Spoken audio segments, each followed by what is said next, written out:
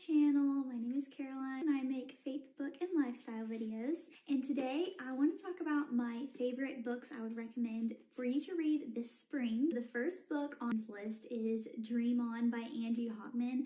I read this book I think 2 years ago now and it was just so cute. As you can tell, it's absolutely perfect for spring. I want to say this book might even take place in early summer. I'm posting this video a little bit later in the spring, so I think it's perfect timing. And this book, there's a flower shop. I think there's like a spring festival in the end. Let me give you a little bit of a plot line what it's about. Her name is Cass, and she is a new grad student from law school. And this is not a spoiler, it tells you on the back, but she gets into a really bad car accident and finds out the only thing she remembers after she wakes up from the accident is this guy. And she has these vivid memories of him, but not really anything else. And according to everyone else, he doesn't exist. So a year goes by of her kind of trying to regain her memories because she's having a little bit of like amnesia. And then come to find out, she finds the guy who she believes is her boyfriend. So, but in real life, she doesn't know him. But he ends up believing her story and love ensues. So I absolutely loved this book. So sweet. And I like to talk about spice ratings too. I personally don't love reading spice. So in case you're in that boat too, I want to give you a little bit of a spice rating for each book. So for this one, I believe it was closed door. It was one of the more cleaner books and I really appreciated that. I do think there's a little bit of language, but no open door scenes, maybe a few mentions, but nothing crazy. So I really enjoyed this book and I highly recommend for you to pick it up this spring. Okay, so next on my list, I am new to this author, new to this series, but this is one of my new favorite authors. I'm adding her to my auto buy author list. But this book is But He's My Grumpy Neighbor by Annah Conwell. I was actually in a book club this year and got recommended this book as a blind date with a book and absolutely devoured it. Like, first of all, just look at this cover, the spine, everything about it is absolutely precious and so sweet. So this book is very much the guy next door, enemies to lovers romance. I really don't need to tell you anything about it other than the main character is a sweet, shy girl. She works from home. She's a little bit of a mysterious past and has recently moved to this quaint, sweet, small town. And her neighbor next door is very mysterious, very grumpy, and things go from there. You can probably tell where they're gonna go, but I absolutely loved this book. So sweet. The writing was so good. It was funny. You need to go read it. And in the same vein, the next book I want to talk about is Happily Ever Ashten. And really, I'm holding this book up because I don't have the others in the series. This book is the third in the Carrington Spring series by erynn mangum. Erynn Mangum has become one of my top authors ever. I found out about her last year as well and absolutely have devoured all of her books. I'm now, well, not all of them, I'm now about to start the Lauren Holbrook series that she has and the Maya Davis series, I believe is the second one, but she has a few different series. This one, the Carrington Spring series, I binge read last year around spring and the covers, as you can tell, are very springy. So I'm holding this one up. It's the third one, the only one that I own, but I would recommend starting in the beginning of the series. They can be read as standalones, but I think they're best read in order. But this series, the Carrington Springs series, is about 3 friends who meet each other in this small town. They've all recently moved there for various reasons, and it follows each of their stories and their romances. It's very much a small town vibe, but if you haven't heard of erynn mangum, please go try her out if you love clean romance with faith elements. She's not talked about enough and she's one of my very favorite authors. But if you love small town, if you love an adorable friendship group, it's the sweetest. Like, honestly, their friendship group is honestly just as fun as reading about their romances. You just get, none of them have ever really had any close friends. They really need that, and they find each other, and you learn throughout each of their stories, you learn more about each of them and their friendship. So I absolutely recommend, obviously, this one and the Annah Conwell book, But He's My Grumpy Neighbor. Neither of those have spice. They're specifically closed door, and if you like some faith elements in your book, I would really recommend this series, the Carrington Spring series. My next book is a YA recommendation, and it is one of my favorite book series of all time and movie series, and that is the To All the Boys I've Loved Before series. These books, I mean, I have tabbed them. I rewatch the movies like probably every few months. I don't know why I'm obsessed with them, but I am. I love them so much. Really, this book, if you haven't seen it all over Netflix, it was super popular like 2018, 2019. But this book is about Lara Jean, who is a sweet, bookish, shy girl. She is not one of the popular cheerleader girls. She just wants to bake and eat her cookies and read her books, and I love her for that. And her little sister Kitty notices that she's lonely, that she needs a boyfriend. Kitty has more of a social life than she does. And one day she finds a box of letters that Lara Jean wrote to 5 of her crushes she had when she was in like 8th grade. So it was a few years before.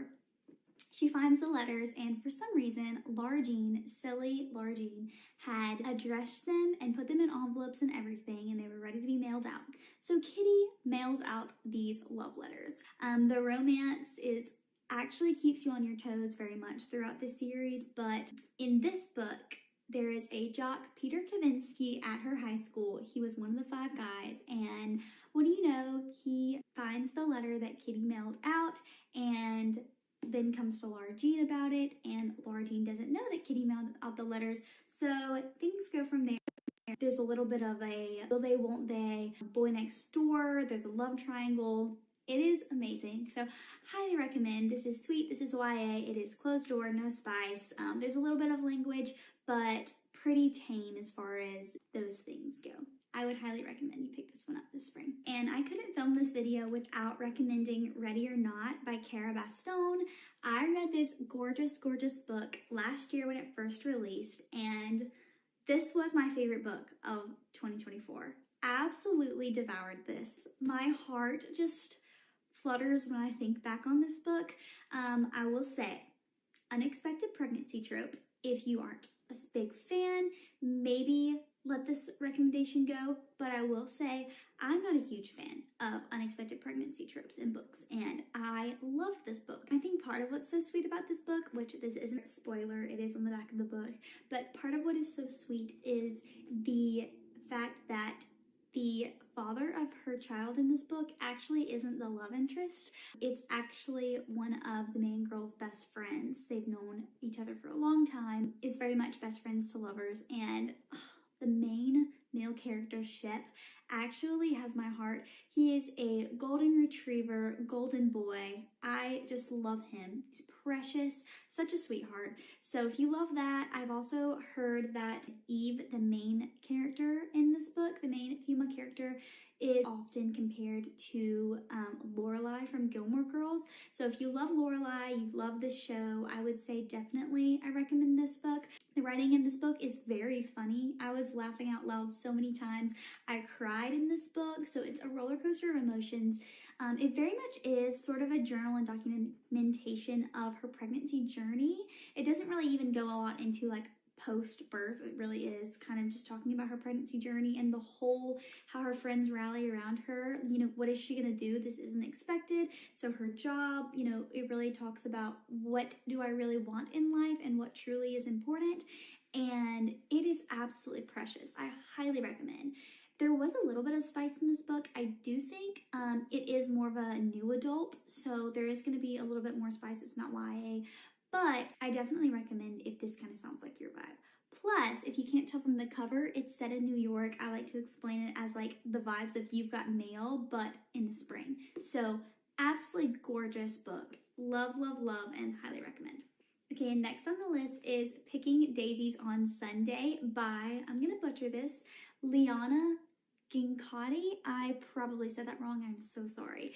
But this book, it's an indie published book that I actually got the recommendation last year, or I think it was last year, from Sarah Caroli. She read it on her channel, and of course, if she read it, I had to pick it up. She raved about this book, and also the cover just absolutely took me away. I had to buy it immediately.